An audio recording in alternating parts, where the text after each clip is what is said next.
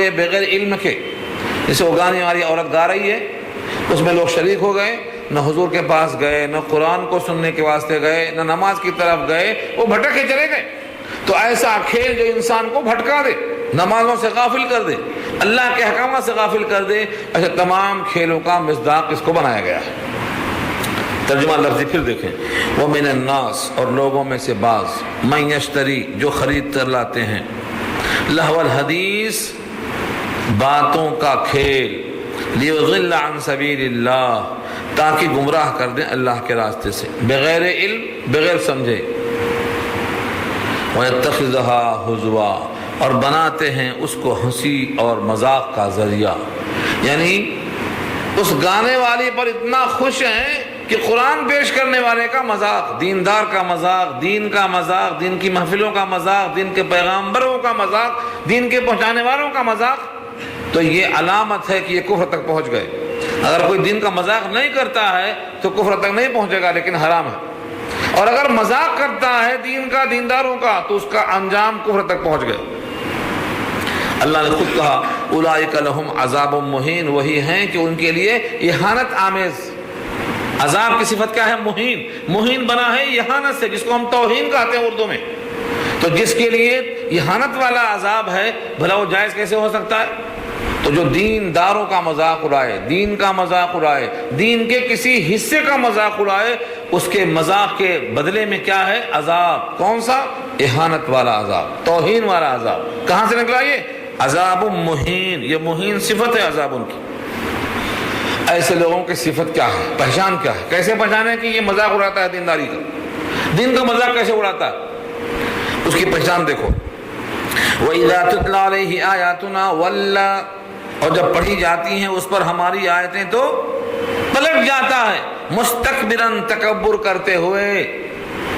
مستکبراً تکبر کرتے ہوئے یعنی اپنے کو اس آیت کے مقابل بڑا سمجھتے ہوئے پلٹ جاتا ہے.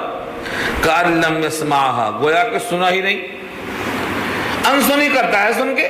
کأن لم گویا کہ لم يسمعها سنا ہی نہیں. کأن فی اذنیہ وقرا گویا کہ اس کے کان میں وقر ہے. کان میں وقر کا مطلب ٹھیٹھی.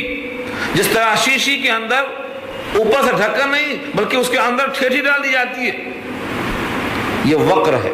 جب کسی کے کان میں بوجھ ہوتا ہے، ثقل سماع ہوتا ہے، تو کہتے ہیں کان میں ٹھیٹھی ہے. کیا آواز نہیں آتی کان میں؟ تو وقر کے معنی ٹھیٹھی. ایسا انسنی کرتا ہے گویا سنا ہی نہیں، ایسا لگتا ہے کہ اس کے کان میں ٹھیٹھی ہے، ثقل ہے. فبشرہ بشارت دے دو اس کو، بعذاب علیم المناک عذاب کی. ایسے عذاب کی خبر دے دو جو عذاب میں درد ہے. دردناک کا مطلب المناک کے معنی کربناک، یعنی بے انتہا اذیتناک. یہ کس کا حال ہوا بیچ میں دو آیتوں میں؟ جو انسان دین کا مذاق اڑائے، لوگوں کو دین سے بے دین کرے، بھٹکائے، جہنم کی طرف لے جائے. اس کے باوجود اگر کوئی ڈٹا ہوا ہے اپنے ایمان پر، عمل صالح پر، تو اللہ فرماتے ہیں آگے ان کا تذکرہ شروع ہوا. ان الذین آمنوا وعملوا الصالحات بے شک جو لوگ ایمان لائے اور عمل صالح کیا. ایمان لائے یہ بار بار آ چکا ہے. یقین کرنا، ایسا یقین جس میں شک نہ ہو، ایسا یقین جس میں شک نہ ہو. اگر شک بھی ہے یقین بھی ہے، اس کا نام یقین نہیں. ایسا ایمان جس میں شک نہ ہو. ثم لم یرتابوا سورہ حجرات میں اللہ نے کہا ایسا یقین کہ اس میں شک نہ ہو. اگر شک بھی ہے یقین بھی ہے تو اس کا نام یقین نہیں ہے، تردد ہے. شک نہیں کہا جائے، اس کا یقین نہیں بنتا نام. عمل الصالحات اچھے عمل کیا. اچھے عمل سے مراد جو اللہ کے حکم کے مطابق ہو، رسول اللہ کے طریقے کے مطابق ہو، وہ عمل صالح ہے. اور جس میں اللہ کا حکم نہ ہو، رسول اللہ کا طریقہ نہ ہو، وہ عمل غیر صالح ہے، اس کو صالح عمل نہیں کہا جائے گا. لہم جنات النعیم ان کے لیے نعمتوں والے باغات ہیں. عیش کی جنت. جنات جمع ہے جنت کی، جنت مانے باغ، اور نعیم نعمت سے بنا ہے، نعمتوں والے باغ، عیش کے باغ. جنت کی اتنی تعریف کیا ہے اللہ نے قرآن میں، اور جنت کی تعریف کیا رسول اللہ نے. جنت کے باغ، جنت کے حسین مناظر، ان تمام آیتوں کو اکٹھا کیا تو ایک سیڑھی بنی ہماری جنت یا جہنم. जन्नत की सारी आयतें और जहन्नम की सारी आयतें एक सीडी में जमा कर दिया हमने। आपको सुनना है तो वो सुनिए। तो जन्नतुन नईम के सारे औसाफ बताए गए। जन्नत के 8 दरवाजे हैं, हर दरवाजों से इस्तकबाल है। जन्नत की नेमतें, जन्नत के अंदर 4 नहरें, जन्नत के अंदर हूरों के औसाफ, गिलमान के औसाफ, बर्तनों के औसाफ, नहरों के औसाफ, ये सब मौजूद है और सारी आयतें मौजूद हैं। इन तमाम इंतजामात को अल्लाह ने फरमाया ये आरजी नहीं है, खालिदीना फीहा, हमेशा हमेशा रहेंगे उसमें। क्यों? बुढ़ापा ही नहीं आएगा वहां। हर इंसान 33 साल का नौजवान होगा, 34 साल नहीं होगा, 33 साल हमेशा। कितना 20 साल गुजर जाए तो उसकी उम्र कितना रहेगी? 33 साल। अब आपसे पूछो क्या उम्र है तो कहेंगे 70 साल। 70 साल में किस काम के रह जाएंगे? बुढ़ापा आ गया, कमजोरी आ गई, बुकुआ में, तबीयत में इन्हतात आ गया, तनज़्ज़ुल आ गया। तो जन्नत में कोई बूढ़ा ही नहीं होगा, कोई बूढ़ी नहीं होगी, सब जवान 33 साल के। तो बुढ़ापा ही नहीं आएगा। जब बुढ़ापा नहीं आएगा तो बेजारगी क्यों आएगी? कोई बीमार नहीं होगा, सब सेहतमंद होंगे। किसी का मकान किराए का नहीं होगा कि खाली करना पड़े। मालिक हमारा ऐसा नहीं है कि कभी नाराज हो जाए, एक बार जिससे राजी हो जाए, एक बार। अल्लाह ने कहा मैं जिससे एक बार राजी हुआ, मेरे दस्तरखान पे उसने खाना खा लिया, घर में दाखिल हो गया, फिर कभी उससे नाराज नहीं होगा। ये वादा है अल्लाह का। तो बुढ़ापा नहीं, बीमारी नहीं, नाराजगी नहीं, बेजारगी नहीं, और सबसे आखिरी बात तो यह है कि उस जन्नत से निकलने के लिए कभी भी मौत नहीं। अब मुझे बताइए कब तक रहेंगे? इसलिए कहा खालिदीना फीहा, हमेशा हमेशा रहेंगे उसके अंदर। अब कोई इंसान कहे कि भाई ये वादा कच्चा है या पक्का?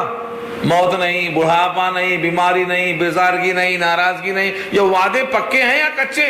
अल्लाह ने कहा वअदल्लाहि हक्का, अल्लाह का वादा सच्चा, अल्लाह का वादा सच्चा। हक्का माने सच्चा, यकीनन ये अल्लाह का वादा है और अल्लाह अपने वादे की खिलाफ वर्जी नहीं करते। जब अल्लाह ने खुद कहा औफू बिल अहद, तुम वादे पूरे करो, और जब अल्लाह के रसूल फरमाते हैं करीम और शरीफ आदमी अपने वादे को पूरा करता, तो जिस रसूल का ये पैगाम हो, जिस अल्लाह का ये पैगाम हो कि वादे पूरा किया करो, सवाल होगा वादों के बारे में। इन्नल अहद काना मसऊला, भला जिसके कलाम में ये सिफत मौजूद हो कि सवाल किया जाएगा वादे के बारे में, वो वादा कच्चा कैसे कर सकता है? सबसे बड़ा दुश्मन अजली शैतान लाइन वो भी कहेगा क़यामत में खड़ा होकर मैंने वादा कच्चा किया, अल्लाह ने वादा सच्चा किया। सूरह इब्राहिम में आयत आ चुकी है। क्या कहेगा शैतान? इन्नल्लाह वअदकुम वअदल हक़ व वअदतुकुम फअखलफ्तुकुम। सूरह इब्राहिम के अल्फाज हैं कि तुमसे जो वादा किया था मैंने, वो कच्चा वादा, झूठा वादा किया था, और तुमसे जो वादा अल्लाह ने किया, सच्चा वादा किया था। खोल कर देख लो सूरह इब्राहिम। इसका मतलब क्या निकला? अल्लाह का वादा ये सच्चा है यकीनन। जिसको यकीन आ गया, जिसको नाम यकीन है, उसी का नाम ईमान है, और जिसको यकीन आ जाएगा वो इसको हासिल करने की पूरी कोशिश करेगा। अल्लाह फरमाते हैं, एक और शुबह दूर कर दूं, इतने इंसान, इन तमाम के लिए इतना इंतजाम क्या हो सकता है? इतना पक्का वादा इन तमाम इंसानों के लिए। अल्लाह फरमाते हैं वहुवल अजीजुल हकीम, वो अल्लाह गालिब है, वो जो फैसला करना चाहे करता है, उसके फैसले को कोई टाल नहीं सकता। वो इंतजाम सारी कायनात में, 7 जमीन 7 आसमान, हर किस्म की मखलूक, खुशकी और बर्री, इन तमाम की चाहत के मुताबिक ग़िज़ाओं का इंतजाम करता है। जो ये कर सकता है वो वहां भी इससे बड़ा इंतजाम कर सकता है। इसीलिए जो माँ के रहम में इंतजाम कर सकता है, जो समुंदर की तारीकी में इंतजाम कर सकता है, जो 7 आसमानों में इंतजाम कर सकता है, जो रात की अंधेरियों में इंतजाम कर सकता है, एक एक मोमिन को दुनिया से 10 गुना ज्यादा बड़ी जन्नत देने पर कादिर है। तो फरमाया वहुवल अजीज, अजीज माने गालिब। अल्लाह की सिफतों में से अजीज का इंतखाब क्या इसी वली? अल हकीम, हिकमत वाला है। हिकमत वाला ये है कि वहां देगा मगर यहां वही चीज नहीं देगा। क्यों? ये हिकमत है। यहां देगा तो बंदे मगरूर हो जाएंगे, इबादत से दूर हो जाएंगे, बागी और सरकश हो जाएंगे, और वहां ये बगावत का मादा निकाल दिया जाएगा। जब वहां जन्नत में जाएंगे तो हसद दिल से निकाल दिया जाएगा, कीना निकाल दिया जाएगा, किब्र निकाल दिया जाएगा, ہر وہ چیز جو خرابی کی ہے، شر کی ہے، نکال دی جائے گی. کوئی کسی پر حسد نہیں کرے گا.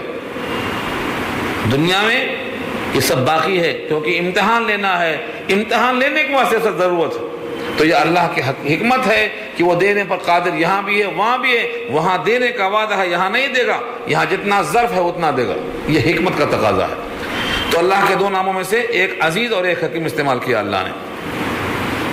وَهُوَ الْعَزِيزُ الْحَكِيمُ، اور وہ زبردست حکمت والا ہے. یہ سراسر وعدہ ہوا.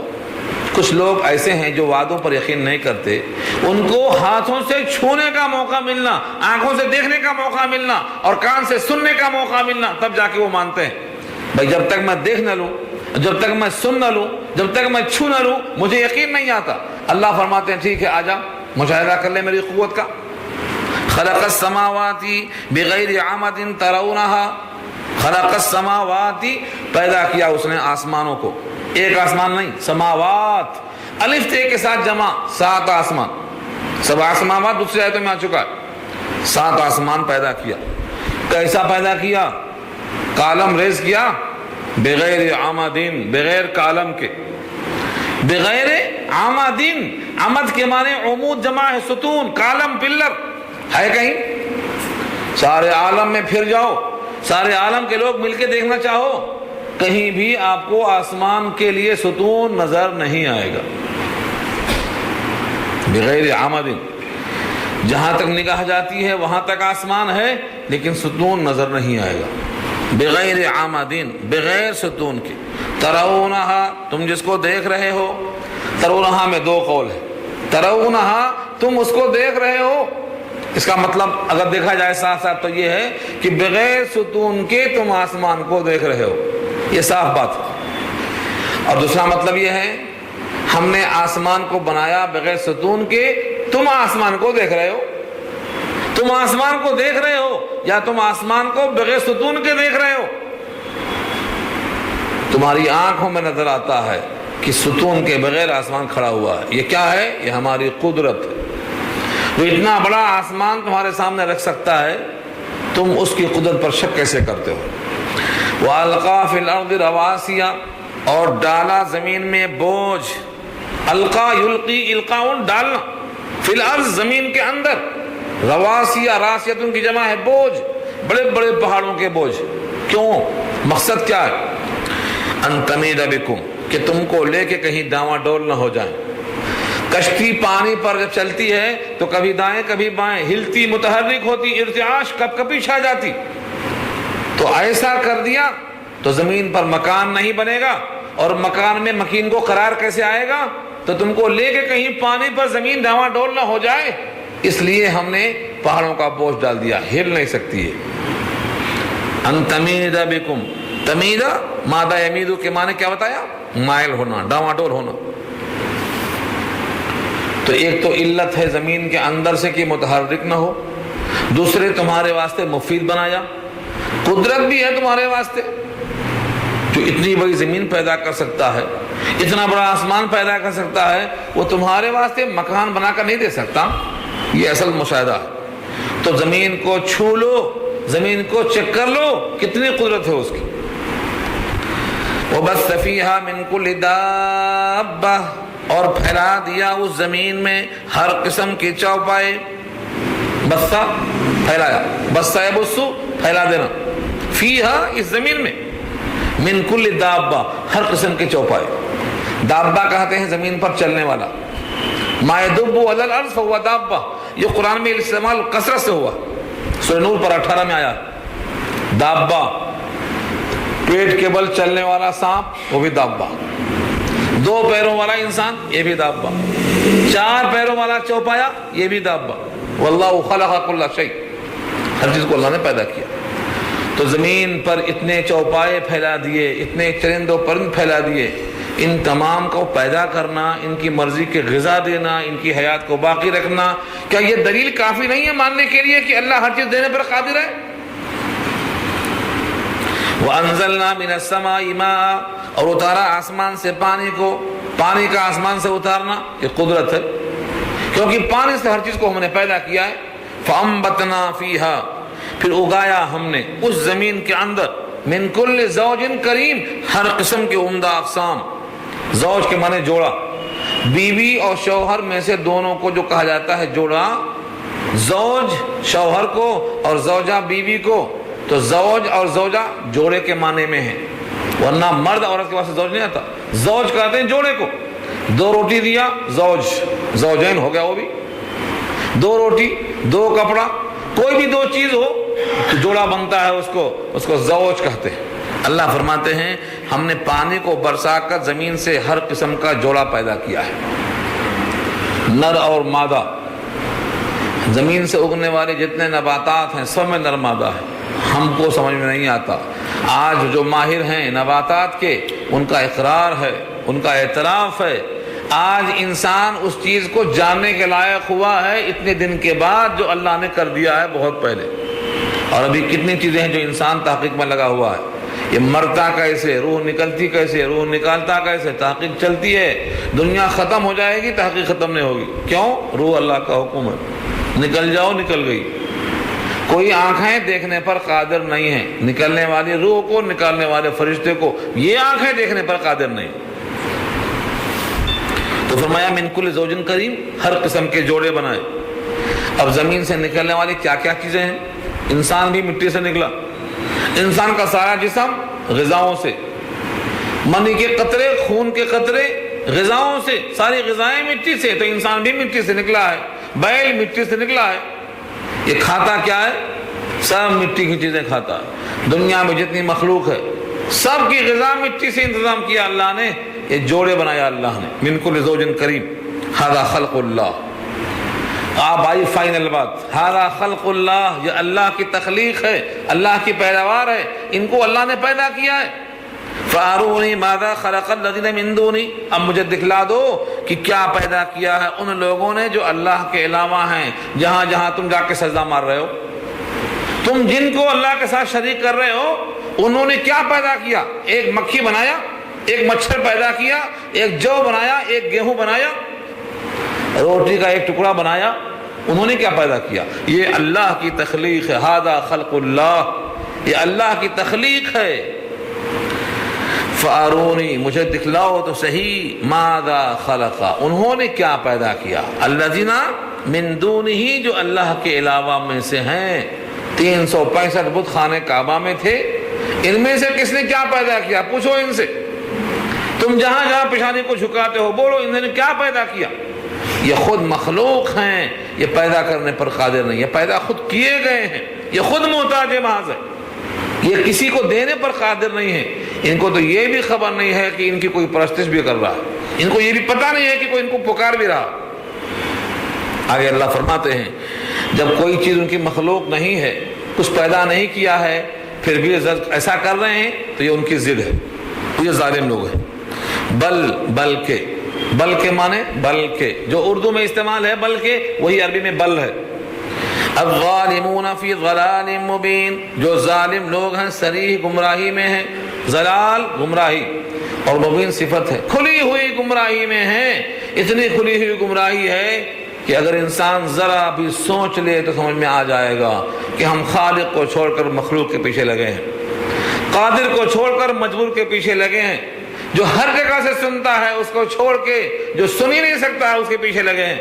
یہ کھلے ہوئے گمراہی ہے کہ ہم مخلوق کے پیچھے لگے ہوئے ہیں. اللہ نے یہاں پیغام پورا کر دیا. یہ تمہیدی باتیں جس میں 11 آیتوں پر مشتمل رکوع مکمل ہو چکا. اب یہاں سے دوسرا رکوع شروع ہوگا جس میں لقمان حکیم کی نصیحتیں آ رہی ہیں تفصیل کے ساتھ، جو انہوں نے اپنے بیٹے سے پیش کیا ہے. کیا کہا، کیسے کہا، ان تمام کے واسطے انشاءاللہ اگلے منگل